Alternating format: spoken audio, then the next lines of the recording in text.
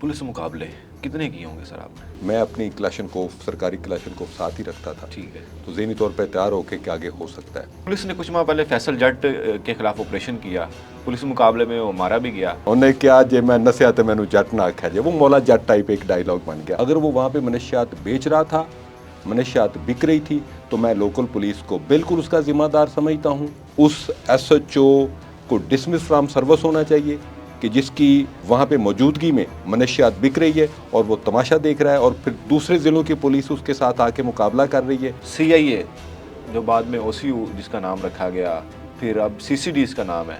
अच्छा, नाम तब्दील करने से परफॉर्मेंस और इख्तियारात पर भी कोई फ़र्क पड़ता है? यूनाइटेड नेशंस पीस मिशन में सर्व कर चुका हूँ। ठीक। 2002 में मैंने कोसोवो में एज पीस कीपर सर्व किया और 2008 में ईस्ट टिमोर जिसे मशरकी तैमूर कहते हैं वहाँ मैंने खिदमत सर अंजाम दी एज इंटरनेशनल इन्वेस्टिगेटर। एक बड़ा मशहूर केस जिसके आप कमेटी का इंचार्ज भी थे, खलीलुर रहमान कमर साहब का, अंदर के बाद में बताइए केस है क्या था? पहली बार SHO लगने के लिए कितनी रिश्वत देनी पड़ी? जराइम ज़्यादा होते हैं, उस थाने का रेट भी ज़्यादा होता है। मैं SP CCD हूँ। अस्सलाम वालेकुम नाजरीन, मैं हूँ फैसल जट और आप देख रहे हैं यू डिजिटल। नाजरीन, आज हमारे साथ पॉडकास्ट में एक ऐसे मेहमान मौजूद हैं जो अपने मिशंस पूरा करने के माहिर हैं। पुलिस डिपार्टमेंट से इनका ताल्लुक़ है और मार नहीं प्यार के ये कायल हैं। हमारे साथ मौजूद हैं जनाब आफ्ताब अहमद फुलरवान साहब। एक दौर में CIA थी, फिर OCO बनी और अब CCD के इंचार्ज हैं ये आफ्ताब अहमद फुलरवान साहब। सर कैसे हैं आप? ठीक है जी फैसल मुनीर भाई, I am very fine and thank you very much. आपने मुझे इस प्रोग्राम में इनवाइट किया ताकि मैं पुलिस का मुकदमा आवाम की अदालत में पेश कर सकूं। पुलिस के मुकदमात सर हमेशा आवाम की अदालत में नज़र आते हैं मुझे तो। अरे सर, मुझे सबसे पहले ये बताइएगा कि राजपूतां दा मुंडा यानी कि राजपूत फैमिली से आपका ताल्लुक़ है फुलरवान, और पुलिस डिपार्टमेंट को क्यों इख्तियार किया है जबकि ज़मीनें भी संभाल सकते थे, अपनी ज़राअत के ज़रिए भी पैसे कमा सकते थे? ये जो जॉब में आना, तालीम हासिल करना, ये क्रेडिट मेरी वालिदा का है। ठीक है सर। मेरी वालिदा को तालीम का जुनून था। अच्छा। हम 4 भाई थे, ठीक। तो उनका ख्वाब था कि मेरे बेटे तालीम में बहुत आगे जाएं। सही, माशाल्लाह। तो अल्हम्दुलिल्लाह ये हुआ कि मैं सबसे बड़ा था। जी। तो मैंने यूनिवर्सिटी लॉ कॉलेज से लॉ किया। जो मेरे छोटे भाई हैं उन्होंने पंजाब यूनिवर्सिटी से MA इस्लामिक स्टडीज़ किया। जो उससे छोटे भाई हैं उन्होंने MA इकनॉमिक्स किया। जो उससे छोटे भाई हैं उन्होंने MA हिस्ट्री गवर्नमेंट कॉलेज से किया। और उसके बाद हम चारों भाई सिविल सर्विस में आ गए। सिविल सर्विस में? जी। सो ये एक एग्रीकल्चरल ट्राइब से ताल्लुक़ रखते हुए चारों भाइयों का सिविल सर्विस में आना, ये क्रेडिट वालदा मरहुमा के अल्लाह ताला उन्हें जन्नतुल फिरदौस में जगह अता फरमाए। उन्होंने दिन रात मेहनत करके आम से लड़कों को आला तालीम याफ्ता और एक ज़िम्मेदार शहरी बना दिया। माशाल्लाह। सर, इसी से हम बात का आगाज़ करते हैं कि एक वालदा किस तरह अपने बच्चों को पढ़ाती है और किस तरह कितनी मेहनत दरकार होती है अपने बच्चों को एक अच्छा शहरी और तालीम याफ्ता बनाने के लिए? ये सवाल जितना मुश्किल नज़र आ रहा है उतना मुश्किल है नहीं, बहुत सिंपल है। जी सर। वालदैन बच्चों को जो बार बार कहते हैं कि इस तरह करो, ये पढ़ो। अब मैं खुद एक वालिद हूँ। जी सर। वालिद की जो बेहतरीन या वालिदा की जो बेहतरीन ट्रेनिंग है वो उनका कहना नहीं है, ठीक। उनका तर्ज अमल है। ठीक हो गया। हमारी वालदा में कहती थी कि मेहनत क्या करो, अच्छे तरीके से पढ़ा करो। हम उन्हें देखते थे कि वालिद की वफ़ात के बाद उन्होंने एग्रीकल्चरल को, हमारे एग्रीकल्चर जो ज़मीनों का इंतज़ाम इंसराम था वो मर्दों की तरह संभाला। वो कहती थी कि अपने काम की तरफ पूरी तवज्जो दो। हमने सारी ज़िंदगी देखा कि उन्हें अपने काम के अलावा किसी चीज़ का होश नहीं होता था। हमें वो ये नहीं कहती थी नमाज़ पढ़ो, वो ख़ुद बाकायदगी से मेरा ख़्याल उनकी नमाज़ों की तादाद कोई 7 थी। अच्छा। नमाज़ तहज्जुद पढ़नी, फिर नमाज़ फ़जर पढ़नी, फिर नमाज़ फ़जर के बाद नमाज़ अशराक पढ़नी, उसके बाद वो सारी बाकी नमाज़ें पूरी करना। तो वालिदैन का जो रवैया है, जो किरदार है, वही सबसे बड़ी बच्चों के लिए ट्रेनिंग है और वही सबसे बड़ी तालीम है।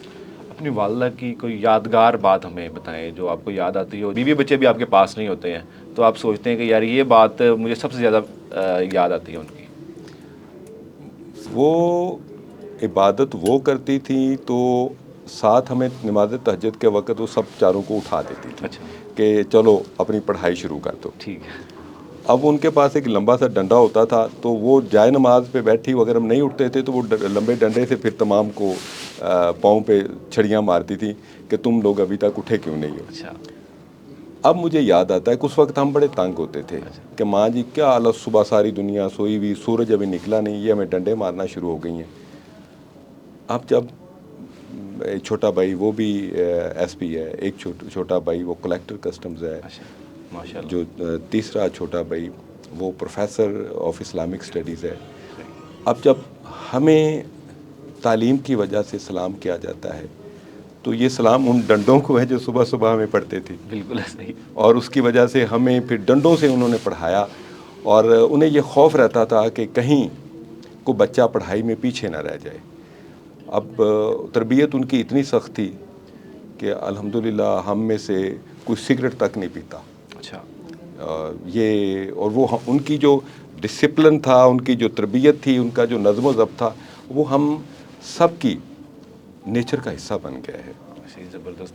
अरे सर, वालदा के बारे में हमने बात की, अब थोड़ा सा हम वालिद के बारे में भी बात कर लेते हैं कि वालिद तो मोहब्बत का इज़हार नहीं करते बच्चों से, लेकिन बच्चे आजकल, स्पेशली आजकल के दौर की बात कर रहा हूँ मैं, कि बच्चे किस तरह अपने वालिद से मोहब्बत का इज़हार करें कि उन्हें जब वो दुनिया से चले जाएं तो उन्हें ये एहसास ना हो कि काश कि मैं अपने वालिद से मोहब्बत का इज़हार कर लेता, उनसे कभी गले मिल लेता, कभी उनसे अपने दिल की बातें शेयर कर लेता। ये आपका बड़ा अच्छा सवाल है। ये हर बेटे का भी मसला है, हर बाप का भी मसला है। मेरे वालिद साहब वो बड़े मेहरबान तबीयत के थे। जिस तरह मैंने बताया कि हमारी वालदा बड़ी सख्त गिर और बड़ी डिसिप्लिन वाली खातून थी, तो वालिद साहब बड़े अच्छे ज़मींदार थे, बहुत बड़े आलिम दीन थे, अच्छा, तिबिया कॉलेज लाहौर के क्वालिफाइड ग्रेजुएट थे। अच्छा, हिकमत भी करते थे। हिकमत करते नहीं थे, लेकिन उन्होंने हिकमत की डिग्री ली हुई थी, ग्रेजुएशन इधर से की थी, अच्छा, अच्छा, तिबिया कॉलेज सही। लाहौर से। सो अब जब कि वो दुनिया से जा चुके हैं या मैं ख़ुद वालिद बन चुका हूँ, तो मुझे हसरत आती है कि मैं अपने वालिद के गले लग के उनसे प्यार क्यों नहीं कर सका। वो एक झिझक, एक शर्म, वो अब देखें इस वक्त मैं एडवांस स्टेज पे हूँ, मैं ख़ुद बाप हूँ, मेरे बच्चे माशाल्लाह जवान हो गए हैं, माशाल्लाह, लेकिन वो बाप की शफ़क़त, वो मोहब्बत वो नहीं भूलती। और मैं आजकल के नौजवानों को कहूँगा कि यार अपने बाप के पास जाओ, उनके हाथ चूमो, उनका माथा चूमो, उनकी मोहब्बत और शफ़क़त की खुशबू को महसूस करो, तुम्हें बाप से खुशबू आएगी। उनके पाँव दबाओ, ये वक्त दोबारा नहीं आना। फिर तुम भी मेरी तरह हसरत से कहोगे कि काश मैं अब्बा जी के गले लग के मैं उनका चेहरा चूम सकता। तो ये बाप को भी थोड़ा सा चाहिए कि बच्चों के साथ कुर्बत पैदा करें, और हर वक्त वो एक हवा नहीं होना चाहिए। बिल्कुल। मेरी एक बात नोट कर लीजिए, वो बच्चा और बाप जो आपस में दोस्ती के रिश्ते में है, बिल्कुल, वो बच्चा ना तो कभी मनशियात की तरफ जाएगा, ना गुमराह होगा, ना गलत कंपनी में जाएगा। अगर हम बात करें पुलिस डिपार्टमेंट की, जी, पुलिस डिपार्टमेंट में सबसे पहला मिशन आपको कौन सा सौंपा गया और वो किस तरह आपने सर अंजाम दिया? ये मैं अपनी ट्रेनिंग मुकम्मल करने के बाद पहली दफ़ा लाहौर में एसएचओ लगा। ठीक है। थाना शादमान थाना शादमान में। एसएचओ लगा। ठीक है, और शादमान एक छोटा सा थाना है लेकिन बड़ा ट्रिकी थाना है। ठीक हो गया। वहाँ पे गाड़ियाँ बहुत ज़्यादा चोरी होती हैं। अच्छा, गाड़ियाँ, ठीक हो गया। तो मैं पहली दफ़ा एसओचओ लगा तो वहाँ पे गाड़ी होंडा सिविक मुझे याद है चोरी हो गई। ठीक तो मैं बड़ा परेशान था कि होंडा सिविक चोरी हो गई। तो उस वक्त हमारे एसपी थे इजाज़ शाह साहब। एजाज शाह साहब, ठीक। वो मेरे पास आए तो अब उनको मेरी वो घबराहट नज़र आ रही थी। एक नौजवान पुलिस अफसर एसओचओ लगा हुआ है, वो घबराया हुआ है। कहते एसओचओ साहब मुझे लगता है ये गाड़ी आपने चोरी की है। अच्छा। मैं कहा सर मैंने गाड़ी कैसे चोरी की है? ओके, तो फिर मैंने गाड़ी चोरी की होगी। मैं कहा सर आप कैसे कर सकते हैं? ठीक तो है। कहते बात सुनो, ना गाड़ी आपने चोरी की है ना मैंने चोरी की है। जाएं तफ्तीश करें, ठीक। पर्चा दें और मुझे पता आप ये गाड़ी बरामद कर लेंगे। ठीक। घबराना नहीं है। अब एसपी इजाज़ शाह साहब एक लेजेंडरी पुलिस अफसर ठीक हैं, है। रिटायर हो गए हैं। अच्छा। बट शानदार पुलिस अफसर हैं। मैंने उनकी ये बात पल्ले बात ली। ठीक है। मैंने उस पर कैमरों पे काम करना शुरू कर दिया, सारा देखना शुरू कर दिया, उसके पीछे लग गया। वो मिशन मुझे दिया था एसपी इजाज़ शाह साहब ने। ठीक है। मैंने 2 महीने के अंदर ना सिर्फ वो गाड़ी बरामद कर ली बल्कि उस गैंग को पकड़ के 25 और गाड़ियाँ बरामद की थी। ज़बरदस्त, ज़बरदस्त सर। सो ये मेरा पहला एक यादगार मिशन था। यानी कि माशाल्लाह पहले मिशन से ही आपको कामयाबी नहीं बल्कि कामयाबी से बढ़कर भी कुछ मिला कि 25 और गाड़ियां आपने बरामद कर ली। ये अल्लाह ताला की ब्लेसिंग होती है। वो सियालकोट का गैंग था, वो गाड़ियाँ है। चोरी करके उसके टेम्परिंग करके जाली कागजात बना के पंजाब के मुख्तलिफ इलाकों में बेच देते थे। ठीक है। तो हम उन तक पहुँचे। जब उन तक पहुँचे तो वो एक एक करके वो सारी गाड़ियाँ हमने पकड़ ली। ज़बरदस्त, ज़बरदस्त सर। अच्छा सर, हुकूमत की जानब से एसएचओस को बजट क्यों नहीं मिलता? बजट के मसाइल क्यों रहते हैं एसएचओस को? आपका ये ऑब्जर्वेशन दुरुस्त है कि एसएचओ जो कि जिसके गिर्द पूरा महकमा घूमता है। जी सर। कहा जाता है कि पुलिस में 3 ओहदे हैं, वो बड़े अहम हैं। ठीक है। पहला एसएचओ, ठीक है। दूसरा एसपी, ठीक है। तीसरा आईजी पंजाब। आईजी पंजाब, यानी कि तीनों की पोस्टिंग्स हैं। ठीक है। अब एसएचओ से हम सारे काम लेते हैं, ठीक है। जो अच्छे काम हैं, जो डर्टी जॉब्स हैं, जो रियासत ने अपने काम मुकम्मल करवाने हैं, वो एसएचओ के ज़रिए करवाने हैं। ठीक है। और इस पे आपको एक मज़े की बात बताता हूँ कि तमाम पुलिस अफसरों के ओहदे की जो ताकत डिफ़ाइन की गई है ज़ाब्ता फ़ौजदारी में, वो एसएचओ के हवाले से की गई है। सेक्शन 551 सीआरपीसी कहता है एसएचओ जो इंस्पेक्टर या सब इंस्पेक्टर वो अपने थाने का एसएचओ, जी ठीक है। डीएसपी अपने सर्कल का एसएचओ, ठीक है। एसपी अपने ज़िले का एसएचओ अच्छा। और आईजी पंजाब अपने सूबे का एसएचओ गिना जाएगा। अच्छा। अब एसएचओ की आप ताकत का अंदाज़ा लगा लें। इतने जिम्मेदार होते को फंड्स मिलने चाहिए। बिल्कुल ऐसे ही। वो फंड्स को थाने में इस्तेमाल कर सके, वो पब्लिक की वेलफेयर के लिए कर सके। जब हम उस पर इतना ज़्यादा एतबार कर रहे हैं जी जी। तो हमें फंड्स पर भी एतबार उस पर करना चाहिए। आईजी पंजाब डॉक्टर उस्मान अनवर साहब ने पहली दफ़ा इस इशू को टेकअप किया है ठीक है। और इस पर बाकायदा काम हो रहा है कि जो थाने के एसओचओज़ हैं उनको बजट एलोकेट किया जाए और उनका उसी तरह ऑडिट हो जिस तरह बाकी फंड्स का ऑडिट होता है। सही है। और ताकि वो ये मसला ना हो कि पंखा ठीक करवाना है तो चौधरी को कह रहे ऐसे हैं, ही। गाड़ी के टायर बदलने हैं तो फिर किसी बिजनेसमैन को कह रहे हैं। तो इस ओहदे की तकरीम के लिए और इसके ऑनर के लिए जी सर। इसको वाफर फंड्स मिलने चाहिए, जो कि इंशाल्लाह ताला उम्मीद है कि ये प्रोसेस शुरू हो जाएगा। ठीक है। अच्छा मुझे सर ये बताइएगा, बड़ा एक समझ लें कि नोटिस सा क्वेश्चन है, और पहली बार एसएचओ लगने के लिए कितनी रिश्वत देनी पड़ी सर? अच्छा, बड़ा अजीब इत्तेफाक है। जी सर। मैं जब inspector through public service commission आया तो गांव में एक जो पुराने बंदे थे उन्होंने पूछा कि बेटा आपने इंस्पेक्टर एसएचओ आप भर्ती हो गए हैं तो कितने पैसे दिए हैं? ठीक है। मैं कहा जी कान करीब लियो। अच्छा। कहते हाँ। मैं कहा 150 रुपया। 150? कहते 150 रुपया, आप मजाक कर रहे हैं। मैं कहा जी फॉर्म मिला था 150 रुपये का। अच्छा।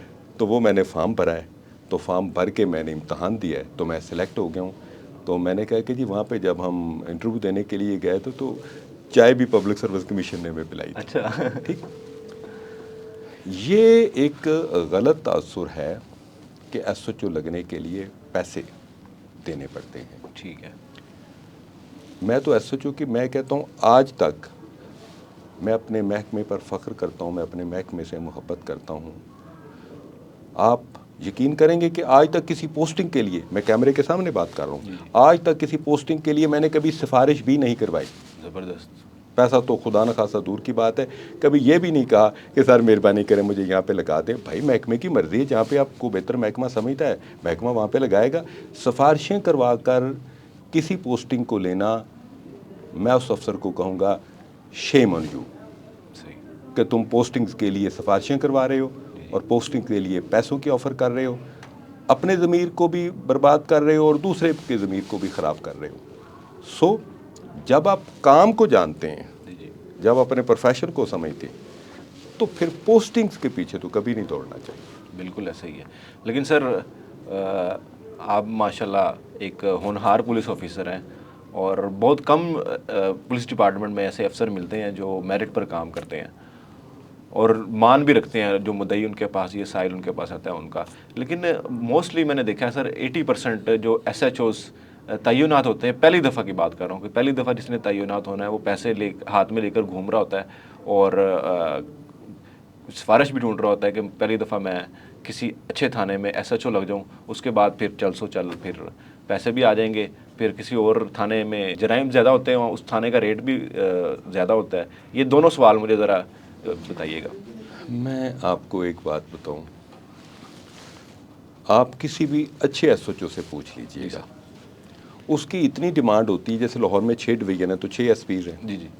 तो अच्छे SHO के लिए हर SP कोशिश कर रहा होता है, वो सिफारिशें कर रहा होता है कि सर ये SHO मुझे दिया जाए, सही, ज़बरदस्त। क्योंकि ये क्राइम को कंट्रोल कर सकता है, ठीक। क्योंकि ये इलाके में लॉ की एनफोर्समेंट कर सकता है। सही है।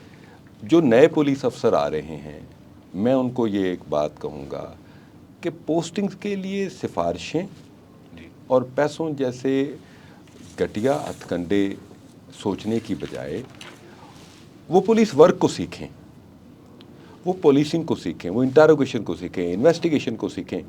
अब जो मेरे पास D कोर्स के जो अंडर ट्रेनिंग अफसर होते हैं वो एक D कोर्स करते हैं थाने में, तो मेरे पास भी अफसर आते हैं। ठीक है। मेरे पास ASI भी आते हैं, सब इंस्पेक्टर भी आते हैं, ASPs भी आते हैं। ठीक है। तो मैं उनको एक बात कहता होता हूँ कि इतनी मेहनत करो कि तुम महकमे की मजबूरी बन जाओ। सही।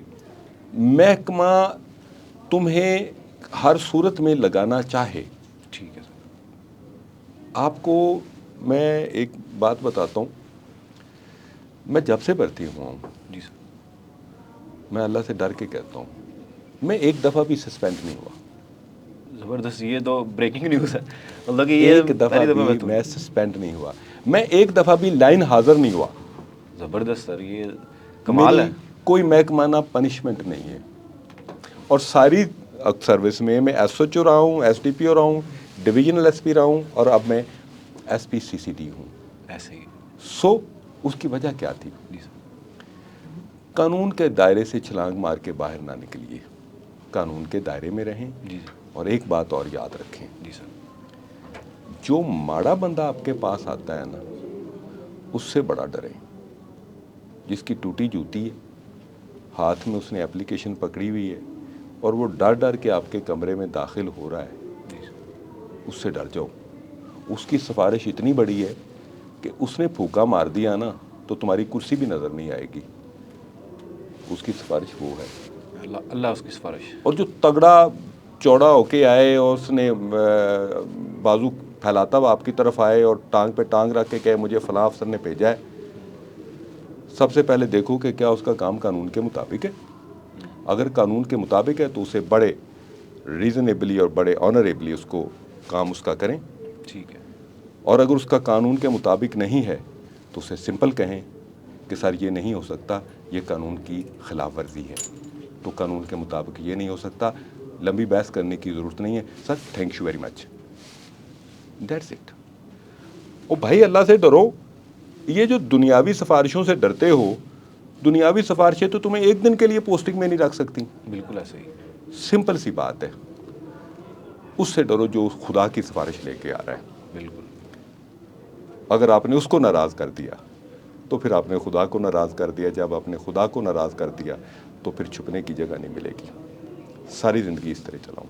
बिल्कुल ऐसे। बहुत सर आपने एक गहरी बात सबको बताई है। CIA जो बाद में OCU जिसका नाम रखा गया, फिर अब CCD इसका नाम है। अच्छा, नाम तब्दील करने से परफॉर्मेंस और इख्तियारात पर भी कोई फ़र्क पड़ता है? देखिए, सिर्फ नाम तब्दील नहीं हुआ। ठीक है, पहले CIA थी, ठीक है।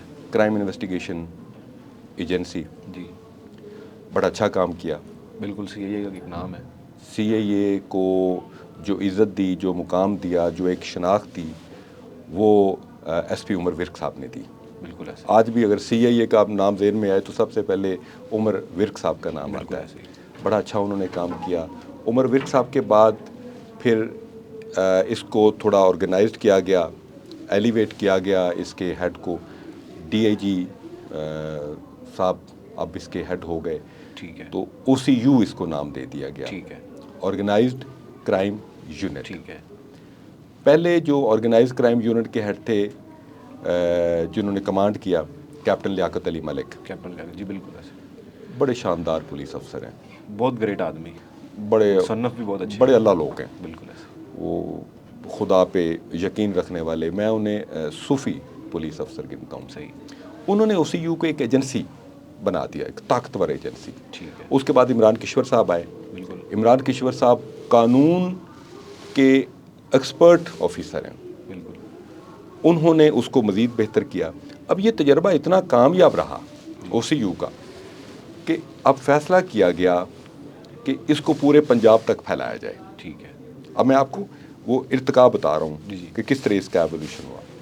ठीक है, उसके बाद IG पंजाब, उन्होंने फ़ैसला किया कि जब इसको पूरे पंजाब में फैलाया जाएगा जी। तो फिर इसको क्राइम कंट्रोल डिपार्टमेंट का नाम दिया जाए, क्राइम कंट्रोल, CCD। ठीक है, CCD के पहले जो हेड मुकर्रर हुए हैं, जी, जी। एडिशनल IG सुहेल ज़फ़र चट्टा साहब। छठा साहब, जट नहीं होगी सर? अब वो जट हैं, बड़े दबंग जट हैं, ऐसे ही। बड़े बहादुर पुलिस अफसर। बिल्कुल ऐसे, उन्होंने अपने आप को मनवाया। जी, उन्होंने कच्चे के इलाके में वो DPO रहे, DPO रहीम यार खां। उन्होंने डाकुओं की चीखें निकलवा दी, अमन कर दिया उन्होंने सही। रहीम यार खां में। और वो उसके बाद तब्दील भी हो गए, तो उनकी वो जो असरात थे वो कई सालों तक बरकरार रहे। तो CCD का charge additional IG Suhail Zafar Chatta साहब को दिया गया है। सही, अब पंजाब के हर ज़िले में CCD का थाना मौजूद है। अच्छा, ठीक हर है, ज़िले में? हर ज़िले में। पहले हर ज़िले में नहीं हर था? ज़िले में नहीं था, पहले ठीक है, सिर्फ लाहौर के हद तक था। ठीक है, और उसमें क्रेडिट जाता है CIA को, OCU को, उन्होंने इतना अच्छा काम किया कि उसी की बुनियाद पे सेम तजर्बे को अब पंजाब के हर ज़िले में अप्लाई कर दिया गया है। ज़बरदस्त है। सुहेल ज़फ़र चट्टा साहब के आने के बाद जो CCD ने अपनी पहचान बनाना शुरू कर दी, तमाम डकैत, ऑर्गेनाइज्ड क्रिमिनल्स, जी सर, रस्सागीर, शूटर्स, जी, पताखोर, अब उन तमाम की शामत आई हुई है। ठीक, सुहेल ज़फ़र चट्टा साहब का एक विज़न है कि पंजाब में इतना अमन हो कि किसी बंदे को सड़क पे जाते ये खौफ ना हो कि कोई मेरा मोबाइल छीन के ले जाएगा या मेरा बटवा छीन के ले जाएगा, या देहाती लोगों को ये खौफ ना हो कि रात को कोई हमारी भैंस या गाय खोल कर ले जाएगा। रस्सागीर उनको कहते ऐसे हैं बिल्कुल जो ऐसे। मवेशी चोरी का करते बिल्कुल हैं। ऐसे। तो आप आने वाले दिनों में देखेंगे इंशाअल्लाह ताला, चंद महीनों के अंदर आपको पंजाब में जुराइम की सूरत हाल में वाज़े तौर पर कमी नज़र आएगी। ज़बरदस्त, ये बहुत बड़ी डेवलपमेंट है पंजाब के हवाले से, स्पेशली जो साहिल जिनको मुख्तलिफ़ इलाकों के अंदर पंजाब में इंसाफ नहीं मिलता था, अब उनको कम से कम उम्मीद और सहारा CCD का मिल गया है कि वो इजीली जाकर वहाँ पर भी अपनी दरख्वास्त दे सकते हैं और अपने मसाइल को हल करवा सकते ऑफ हैं। Course yes. अरे सर, लाहौर के आप माशाल्लाह इंचार्ज हैं CCD के, लाहौर का सबसे बड़ा मसला क्या है? लाहौर का देखें, लाहौर तकरीबन 1.5-2 करोड़ की आबादी का शहर है, ठीक, पाकिस्तान का दूसरा बड़ा शहर है। बिल्कुल, लाहौर के मसाइल अल्लाह का शुक्र है कराची से बहुत कम है, बिल्कुल लेकिन ऐसे हर बड़े शहर के मेगा सिटी के अपने अपने मसाइल ही, होते ऐसे हैं। ही, बिल्कुल ऐसे। लाहौर का क्राइम भी एक मसला है, लेकिन आप देखें कि operation police, investigation police, CCD तीनों एक अच्छे कोऑर्डिनेशन में काम करने की वजह से लाहौर का क्राइम आपने पिछले दिनों पढ़ा भी होगा, लंदन, न्यूयॉर्क और दूसरे बड़े जो मेगा सिटी दुनिया के, उनकी निस्बत बहुत कम है। बिल्कुल ऐसे में पड़ा, बिल्कुल। क्राइम बहुत नीचे आया है। ये बेहतर स्ट्रेटजी की वजह से आया है, लेकिन अभी भी स्काई इज़ द लिमिट। हम कभी भी आराम से रात को नहीं सो सकते कि जी अब लाहौर का क्राइम नीचे आ गया है तो अब तो कोई मसला नहीं है। लाहौर पुलिस अब भी दिन रात कोशां है। लाहौर में मोटरसाइकिल चोरी, गाड़ी चोरी, स्ट्रीट क्राइम एग्जिस्ट करता है, और इंशाअल्लाह ताला CCD के आने के बाद ये मसाइल भी बहुत नीचे चले जाएंगे। बिल्कुल, अल्लाह करे कि आपकी ज़ुबान मुबारक हो और इस तरह ही हो। अरे सर, आपने वैसे तो बहुत सारे केसेस सॉल्व किए हैं। एक बड़ा मशहूर केस जिसके आप कमेटी का इंचार्ज भी थे, खलीलुर रहमान कमर साहब का, अंदर के बाद में बताइएगा केस है क्या था? मैं आपको बताता हूँ, खलीलुर रहमान कमर हमारे मुल्क के बहुत अच्छे आर्टिस्ट हैं। बिल्कुल। ड्रामा इंडस्ट्री से उनका ताल्लुक़ है, ड्रामा निगार भी हैं, ख़ुद भी बहुत अच्छे एक्टर हैं। सोशल मीडिया पे भी हमेशा वो ख़बरों में रहते हैं। आप उनके नज़रियात से इख्तलाफ कर सकते हैं, वो आपका हक़ है। हो सकता है उनके कई नज़रियात से मुझे भी इख्तलाफ हो, लेकिन वो जो उनके साथ वक़ूआ पेश आया था, वो उनके साथ वाकई बड़ी ज़्यादती की गई थी। उनको बहाने से बुलाया गया, बहाने से बुलाए जाने के बाद उनको ट्रैप किया गया, और ट्रैप करने के बाद उनको गन पॉइंट पे अगवा किया गया। बिल्कुल। ये चीज़ अब अदालतों में भी साबित हो चुकी है। बिल्कुल, सजाएं भी मेरा ख्याल सजाएं हो चुकी हाँ हैं जी। तमाम को। उस अगवा बराए तावान के केस के तमाम किरदारों को हाई कोर्ट की तरफ से भी ज़मानतें उनकी मनसूख हो चुकी हैं। एंटी टेररिज्म कोर्ट, इंसदाद दहशत गर्दी अदालत ने उनको सजाएं देती हैं। इन्होंने ये किया इस गैंग ने कि पहले उनको ट्रैप किया, ट्रैप करने के बाद उनको गन पॉइंट पे उठा के ले गए, और सबसे पहले उनका ATM चेक किया कि आपके ATM में कितने पैसे हैं। ठीक है। इनका ख्याल था कि करोड़ 1.5 करोड़ तो लाजमन होगा।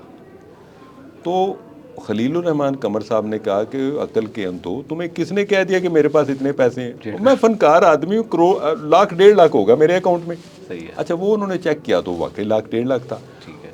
उन्होंने इस पर उन पर तशद्दुद किया कि हमने इतनी मेहनत की तुम्हें उठाने में और तुम्हारे अकाउंट में सिर्फ लाख 1.5 लाख रुपए है। फिर उन्होंने कहा कि घर से मंगवाओ। ठीक है। उन्होंने कहा कि घर में भी पैसे कोई नहीं है कि पैसे मेरे अकाउंट ही सन। फिर उस पर उन्होंने तशद्दुद करने के बाद उनको सड़क के किनारे फेंका और फरार हो गए। देन उस वक़्त OCU ने इस मसले को टेकअप किया और उनका वो सारा चेक किया गया। फिर उनके सारे उस बयानात की तस्दीक की गई। खलीलुर रहमान कमर साहब के साथ अगवा बराए तावान करके तावान वसूल किया गया था और उनको तशद्दुद का निशाना बनाया गया था, जिस पर उस किरदार के तमाम मुल्ज़िमों को सज़ा भी हो चुकी है और वो सारे जेल में हैं। अच्छा, आपने सर वो मुल्ज़मान से इंटेरोगेशन भी की? जी बिल्कुल की। और मकसद उनका सिर्फ पैसा ही था या कोई और भी मकसद था? नहीं, और कोई मकसद सामने नहीं आया। ठीक है। देखिए, उन्होंने ट्रैप किया, ट्रैप करने के बाद जो उन्होंने पहला सवाल किया था वो पैसों का किया था। ठीक है। तो अगर उनका कोई और मकसद होता तो फिर वो वीडियो बनाते, उस वीडियो के जरिए उन्हें ब्लैकमेल करते। वो तो ऐसी कोई बात सामने नहीं आई। एक खलीलुर रहमान कमर साहब की एक वीडियो सामने भी आई थी, वो उसी खातून के साथ गालबन थी, और मतलब कि मेरे सवाल पूछने का मकसद ये है क्या उन्हें ये बदनाम करने की भी एक कोशिश की गई? नहीं, ठीक है।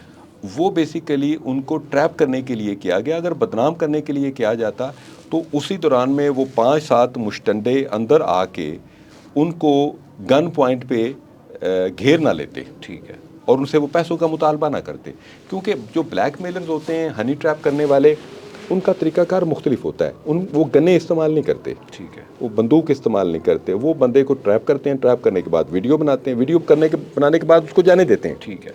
और फिर वन फाइन मॉर्निंग वो एक उनको वीडियो मसूल होती है कि जनाब ये कुछ आपकी प्राइवेट वीडियोस हमारे पास हैं और अगर आप चाहते हैं कि ये पब्लिक ना हो तो हमारे ये मुतालबात माने। ठीक है। ये बात सामने नहीं आई। ठीक ठीक। अच्छा सर, पुलिस अफसरान जो रिटायर्ड हो जाते हैं, पुलिस डिपार्टमेंट उनके साथ वफा क्यों नहीं करता?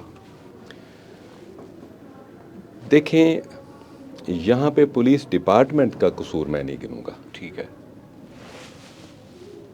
एक चीज़ बड़ी क्लियर है, हर पुलिस अफसर को ज़हन में रखना चाहिए कि उसने रिटायर होना है। बिल्कुल। तो रिटायर होने के बाद पुलिस ऑफिसर्स को चाहिए कि वो घर में बैठकर सारा दिन अपनी कहानियाँ सुनाने की बजाय ठीक है। वो अपना एक यूज़फुल इस्तेमाल करें अपने तजर्बे का। मसलन हमारे कई पुलिस अफसर हैं जिनकी मैं मिसाल आपको दे सकता हूँ। वो मुख्तलिफ़ कंपनियों में एज सिक्योरिटी चीफ लग गए हैं, बिल्कुल है कि यस। बड़ा अच्छा काम कर रहे हैं। मिर्ज़ा आरिफ रशीद बिल्कुल। बहुत अच्छा वो काम कर रहे हैं, हमारे डीएसपी रिटायर्ड हैं और अब वो सिक्योरिटी चीफ हैं एक बहुत बड़ी कंपनी में। मलिक अवैस साहब जी जी। रिटायर्ड एसपी हैं, वो एक बहुत बड़ी कंपनी में उनके सिक्योरिटी एडवाइज़र हैं बिल्कुल। और उसकी वजह से वो कंपनी उनसे बड़ी खुश है। तो अगर पुलिस अफसर रिटायरमेंट के बाद थानों में काम लेके फिरेगा लोगों के, तो उसकी इज्जत में फ़र्क आएगा। बिल्कुल ऐसे ही। अब हमारे कई पुलिस अफसर हैं, उसके बाद उन्होंने अपनी प्रैक्टिस शुरू कर दी है लॉ की।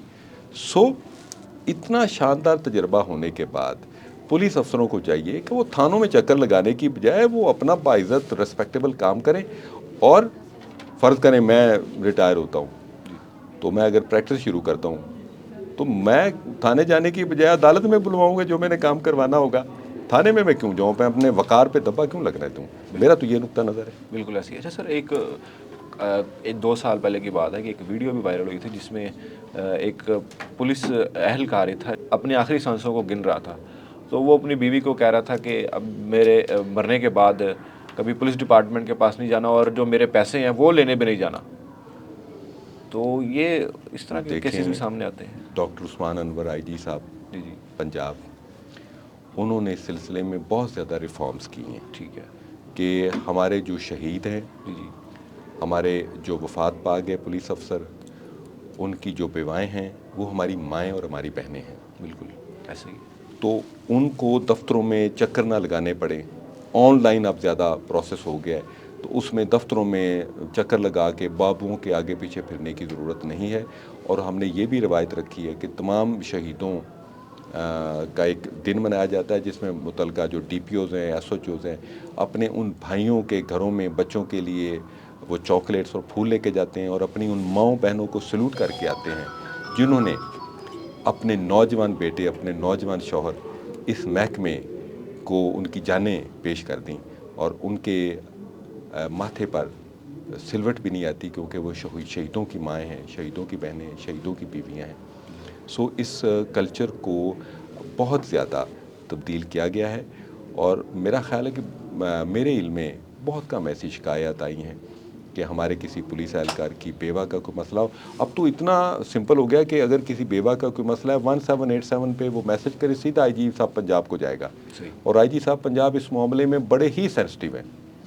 वो कहते हैं कि हमारे किसी शहीद या हमारे किसी वफात पा गए पुलिस अफसर या पुलिस मुलाजम की फ़ैमिली को इतनी सी भी शिकायत नहीं होनी चाहिए और वो ज़ाती तवज्जो देते हैं। बिल्कुल ऐसे। डॉक्टर उस्मान अनवर साहब तो जब से उन्होंने कमान संभाली है पुलिस डिपार्टमेंट की, उनका काम नज़र भी आता है, स्पेशली थानों के हवाले से। कि मैं एक खानगढ़ में, मुजफ्फरगढ़ का एक इलाका है खानगढ़, वहाँ पे मैं गया तो वो बड़ा एक बैकवर्ड एरिया था सर। तो वहाँ पर भी जो थाना था वो मॉडल थाना था। कल्चर बदल के रख दिया उन्होंने। अब ऐसे ही। थाना जो पहले हैबत की अलामत था, तो वो थाना अब एक खूबसूरत जगह बन गई जहाँ पे अब थाना मॉडल टाउन में जाके आप एक अच्छा कप ऑफ कॉफ़ी ले सकते हैं। ऐसे ही, बिल्कुल ऐसे ही। उन्होंने कल्चर तब्दील किया है।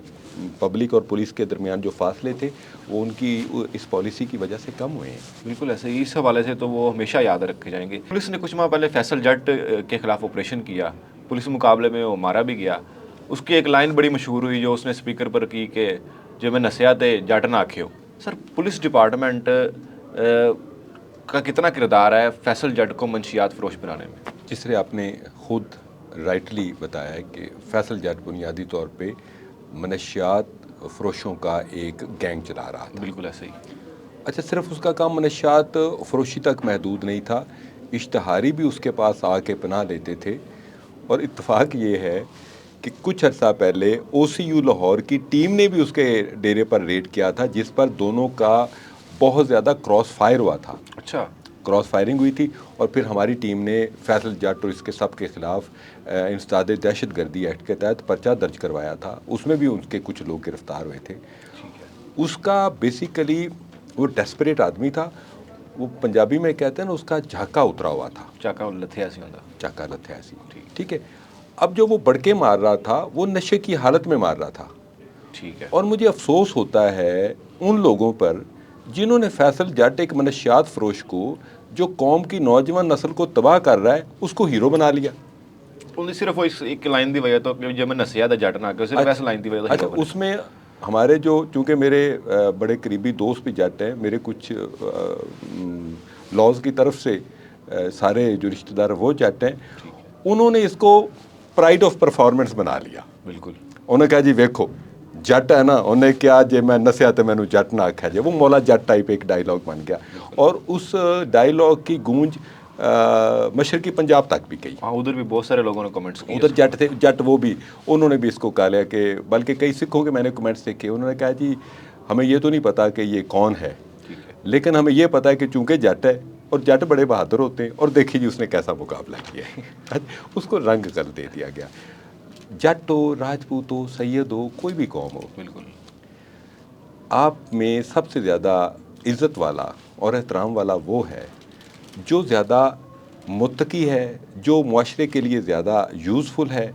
सिर्फ बरादरी की बुनियाद पे हम किसी को हीरो बना दें या ज़ीरो कर दें तो ये इंसाफ के भी ख़िलाफ़ है और ये हमारा इस्लाम का जो एक नुक्ता नज़र है बरादरियों का, ये उसके भी ख़िलाफ़ है। तो मैं फैसल जट को एक क्रिमिनल, एक मनशियात फरोश और एक आउटला से ज़्यादा कोई हैसियत नहीं देता। ठीक है। तो सर इसमें मेरा सवाल अधूरा रह गया थोड़ा सा कि पुलिस का कितना किरदार है मनशियात फरोश उसको बनाने में? मुकामी पुलिस को इस जिम्मेदारी से अहदा बरान नहीं किया जा सकता। ठीक है। अगर वो वहाँ पे मनशियात बेच रहा था, मनशियात बिक रही थी, तो मैं लोकल पुलिस को बिल्कुल उसका ज़िम्मेदार समझता हूँ। ठीक है। उस SHO को डिसमिस फ्राम सर्विस होना चाहिए कि जिसकी वहाँ पे मौजूदगी में मनशियात बिक रही है और वो तमाशा देख रहा है और फिर दूसरे ज़िलों की पुलिस उसके साथ आके मुकाबला कर रही है और लोकल पुलिस की उसे सरपरस्ती हासिल है। इस वक्त जो DPO गुजरात हैं वो भी जट हैं, अच्छा, हाँ जी। मुस्तनसर बाजवा साहब। मुस्तनसर बाजवा साहब ने उस केस में बहुत ही बहादुरी से और दानिशमंदी से हैंडल किया और उन्होंने उसको इस मसले को फैलने से भी रोका और उस माशरती बुराई का भी कला कमा किया और उस SHO के खिलाफ भी उन्होंने सख्त महकमाना कार्रवाई की। पुलिस मुकाबले कितने किए होंगे सर आपने? अच्छा, इत्तेफाक ऐसा है कि मेरे जो पुलिस मुकाबले हैं वो टोटल 2-3 हैं। अच्छा। वो सारे ही लाइव हैं। अच्छा, लाइव है। वो लाइव पुलिस मुकाबले हैं। तो मैं समझता हूँ कि पुलिस मुकाबला क्राइम को कंट्रोल करने के लिए एक आखिरी एफर्ट होती है। बिल्कुल ऐसे ही। और हाँ, अगर क्रिमिनल आप पर गोलियाँ चलाएं तो फिर गोली का जवाब गोली से दिया जाता है। उसमें सेक्शन 100 ऑफ ताज़ीरात पाकिस्तान वो आपको हक देता है, वो एक आम आदमी को भी हक देता है ऐसे ही कि अगर किसी की जान, माल या इज़्ज़त ख़तरे में है तो उस ख़तरे से निपटने के लिए कोई भी मर्द, कोई भी औरत, कोई भी बच्चा, कोई भी बूढ़ा वो गोली चला सकता है। बिल्कुल ऐसे ही। तो जब एक आम शरीफ शहरी को हक हासिल है तो पुलिस को भी हक हासिल है कि अगर क्रिमिनल गोलियां चलाएंगे तो पुलिस जवाब में गोलियां चलाएगी और उसमें फिर क्रिमिनल्स का नुकसान होगा कि जो पुलिस पर गोली चला रहा है वो भी डेस्परेट है। बिल्कुल ऐसे ही। और जिससे सारी इंसानियत परेशान है, जो मुआशरे में दंगा, फसाद, कत्ल व गारत कर रहा है, तो जब उसका पुलिस से फिर सामना होता है तो पुलिस तो गोलियां चलाती है। उसमें ऐसे क्रिमिनल जान से भी जाते हैं और दूसरों के लिए इबरत भी बन जाते हैं। ठीक है। अच्छा, 2-3 पुलिस मुकाबलों में सबसे अहम पुलिस मुकाबला कौन सा था? मेरा मांगा मंडी में हुआ था जी। ठीक है। मैं SHO मांगा मंडी था, तो वहाँ पे रात को डाकू नाका लगता था सुनसान सड़कों पर। ठीक है। तो मैं जब पोस्टेड उधर हुआ तो गश्त के लिए निकला तो मैंने कहा कि रिवॉल्विंग लाइट बंद कर दो। ठीक है। तो ड्राइवर ने कहा कि नहीं नहीं सर, ड्राइविंग ये रिवॉल्विंग लाइट ज़रूर चलनी चाहिए, फिर वो डाकू भाग जाते हैं। अच्छा। तो मैंने उसे चाड़ा, मैंने कहा इसलिए मैं कह रहा हूँ कि रिवॉल्विंग लाइट बंद करो। जवानों को मैंने कहा कि अभी हाई अलर्ट। ठीक है। मैं अपनी क्लाशन को, सरकारी क्लाशन को साथ ही रखता था। ठीक है। तो ज़हनी तौर पर तैयार होकर कि आगे हो सकता है। तीसरे चौथे दिन वो हम सड़क पर आगे जा रहे थे तो खैर से डाकू नाका लगा हुआ था। ठीक है। तो डाकुओं ने वो मुंह डाटे बांधे हुए थे तो बड़ी दलेरी से उन्होंने इशारा किया रुको, आगे वो दरख्तों के तने डाले हुए थे। ठीक है। तो थोड़े से जब करीब आए तो फिर उन्हें अंदाज़ा कि ओहो हो ये तो पुलिस की गाड़ी है, क्योंकि रिवॉल्विंग लाइट तो बंद हाँ थी। जी। उस पर फिर हमारा क्रॉस फायर हुआ, उसमें 2 डाकू मारे गए थे। ठीक है। और एक ज़ख्मी होकर भाग गया था। ये 10 से 12 डाकू थे जी। ठीक है। ये ओड डाकू थे। तो उसमें जो पहली गोली डाकुओं ने जो चलाई थी वो स्क्रीन को तोड़ती हुई इधर मेरे कान से गुजर के पीछे गई थी। अच्छा। तो उस पर फिर हमारा हक बिल्कुल बन गया था राइट कि हम जवाबी फायर करें। तो उसमें फिर बाकी डाकू भी हमने बाद में पकड़ लिए थे। पाकिस्तान से बाहर भी सर्व किया आपने? जी फैसल मुनीर साहब, ये मेरी खुशकिस्मती रही है, पुलिस डिपार्टमेंट ने मुझे ये मौका दिया कि मैं 2 दफ़ा मुल्क से बाहर यूनाइटेड नेशंस पीस मिशंस में सर्व कर चुका हूँ। ठीक। 2002 में मैंने कोसोवो में एज पीस कीपर सर्व किया और 2008 में ईस्ट तिमोर, जिसे मशरकी तैमूर कहते हैं, वहाँ मैंने खिदमत सर अंजाम दी एज इंटरनेशनल इन्वेस्टिगेटर। पाकिस्तान और जो बाहर की पुलिस है जी, इन दोनों की पुलिसिंग में क्या फ़र्क है सर? ज़मीन आसमान का फ़र्क है। ज़मीन आसमान। ज़मीन आसमान आसमान कौन है और ज़मीन कौन? हमारे मुल्क की जो पॉलिसिंग है दुनिया में सबसे मुश्किल पॉलिसिंग है। ठीक है। हमारी आबादी बहुत ज़्यादा है, बिल्कुल। हमारा क्राइम बहुत ज़्यादा है, हमारे जो क्रिमिनल हैं वो बहुत डेस्परेट हैं। अब मैं कोसोवो में था और ईस्ट तिमोर में था, किसी के पास कुल्हाड़ी या तलवार से ज़्यादा का वेपन नहीं था। ठीक है। तो इधर तो क्रिमिनल क्लाशनकोफें लेके दंदनाते फिरते हैं और लोगों को लूटते हैं। बिल्कुल। तो एक तो ये बहुत बड़ा फ़र्क है। दूसरा, अब मैं ईस्ट तिमोर में था तो वहाँ लोग झूठ नहीं बोलते थे। ठीक है। कत्ल का केस एक हुआ था, मैं गया तो मैंने मुलज़िम से पूछा, मैंने कहा कि भाई वो तुमने तलवार कहाँ रखी, वो लैंग्वेज असिस्टेंट के ज़रिए। ठीक है। तो उसने कहा है मैं आपको दिखाता हूँ। ठीक है। वो अपनी झोपड़ी के पीछे ले गया, उसने कहा जी ये वो तलवार है जिससे मैंने उस बंदे को मारा था। तो मैंने कहा क्यों मारा? कहते जी शराब पी रहे थे, उसने मेरी मंगेतर के मुतल्लिक उल्टी सीधी बातें की। ठीक है। मैं नशे में था, मुझे गुस्सा आया, मैंने तलवार मारी, वो मर गया। तो मैं कहा भागे क्यों नहीं? उसने कहा जी जब जुर्म किया तो भागना कैसा, मैं अपने घर में ही मौजूद था, मुझे पता था अभी थोड़ी देर में पुलिस आएगी और मुझे ले जाएगी। तो वहाँ पे लोग झूठ नहीं बोलते थे। यहाँ पे जो क्रिमिनल्स हैं वो झूठ बोलने के इतने बड़े एक्सपर्ट हैं कि आम पुलिस अफसर को तो वो चकरा के रख दें। इसी तरह मैं कोसोवो में जब था, ठीक है। तो लोग बड़े अच्छे, बड़े कोऑपरेटिव। मैं 1 साल रहा हूँ, 1.5 साल रहा हूँ कोसोवो में। आप यकीन करेंगे कि पूरे 1.5 साल में मैंने सड़क पर गाड़ी के हॉर्न की आवाज़ नहीं सुनी। बेहतरीन। जंग से तबाह हाल मुल्क था, यूरोप का मुल्क था, जी। मैंने आवाज़ नहीं सुनी कि किसी ने हॉर्न दिया हो या किसी ने ट्रैफिक का इशारा तोड़ा हो ही नहीं सकता कोई ट्रैफिक का इशारा तोड़े। तमाम लोग, रात का टाइम भी तो एक गाड़ी वाला है वो इशारे पर खड़ा है, उनकी तरबियत की गई है। सही है। मैं अपनी कौम को बुरा नहीं कह रहा, बिल्कुल। मैं अपनी कौम को ये कह रहा हूँ बराए मेहरबानी, कानून भी एक चीज़ है। आप जहाँ पे आगे ट्रैफिक वार्डन खड़ा होगा चलान बुक लेके तो सारे वो उस लाइन के पीछे हैं, तो जहाँ पे ट्रैफिक वार्डन नहीं है तो सारे लोग खड़े, एक मोटरसाइकिल वाला आएगा आवारा सा, वो मेरी सरकारी गाड़ी के पास से इशारा तोड़ता हुआ आगे निकल जाएगा। बिल्कुल ऐसे ही होता है सर। ये फ़र्क है उन मुल्कों में और हमारे मुल्क में। हमें अभी एज अ नेशन बहुत ज़्यादा डेवलप होने की ज़रूरत है और बहुत ज़्यादा ग्रूम होने की ज़रूरत है।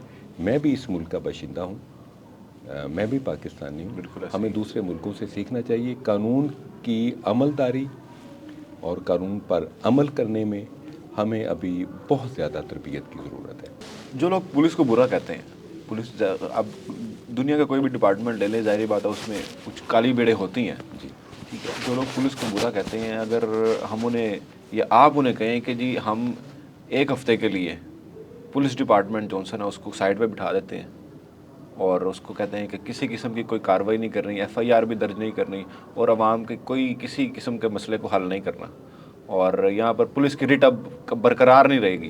ठीक है। तो उसके बाद 1 हफ़्ते का जो जो ड्यूरेशन होगा, जो दौरानिया होगा, उस 1 हफ़्ते में मुआशरे के अंदर क्या चेंज आएगा अगर पुलिस ना हो इस मुआशरे में? बड़ा दिलचस्प सवाल आपने किया है और बहुत अच्छा सवाल है।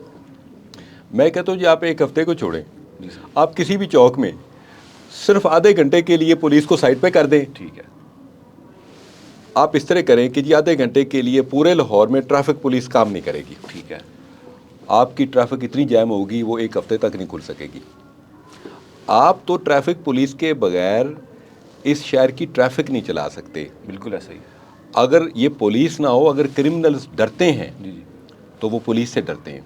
बिल्कुल ऐसा ही है। मैं छोटी सी मिसाल आपको देता हूँ। जो कहते हैं ना कि जी महकमा पुलिस नहीं होना चाहिए, उनकी मिसाल उस तरह की है कि बंदे की गाड़ी ख़राब हो जाए, वो कहे जी गाड़ी का क्या फ़ायदा है, देखिए इस पर ठीक करवाना पड़ता है, पेट्रोल डलवाना पड़ता है, मैकेनिक के पास ले जाना पड़ता है, मैं खोता रेडी लेने लगा हूँ, अच्छा, मैं उस पर जाया करूँगा अपने दफ्तर, देखें उसको मैं चारा डालूंगा, पेट्रोल भी नहीं डालना पड़ता, वो ख़राब भी नहीं होगी।